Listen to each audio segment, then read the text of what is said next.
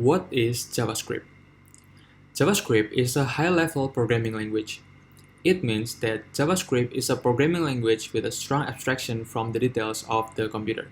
So, if we are using JavaScript as our programming language to build an app, we don't care about the machine business like memory allocation and something like that. And then, JavaScript has just-in-time compilation.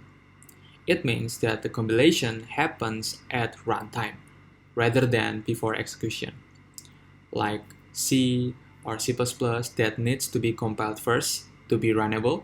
In JavaScript, we can just run our code because the compilation happens at runtime. And then JavaScript is a multi-paradigm programming language because JavaScript supports multiple paradigm like imperative and declarative. The imperative one is like procedural and object-oriented, so you can do object-oriented in JavaScript also, like in Java. And then you can also do functional programming and then logic and also mathematical. Okay, you can, if you are curious about this, you can just Google out it. There are a lot of information about this. And then JavaScript is a client-server language. It means that JavaScript can run on the client side or on the browser, and also can run on the server using Node.js.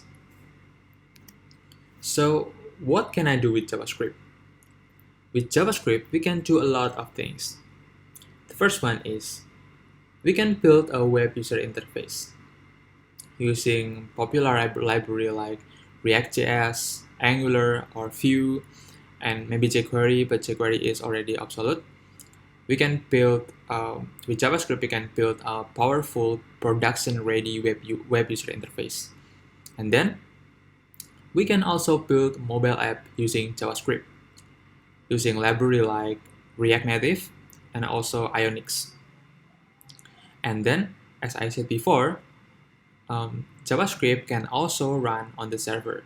So, we can build a backend using JavaScript, like REST API or GraphQL, and maybe an app that communicates with the database. We can do that with JavaScript also. Okay, I don't want you to wait any longer. Just let's code.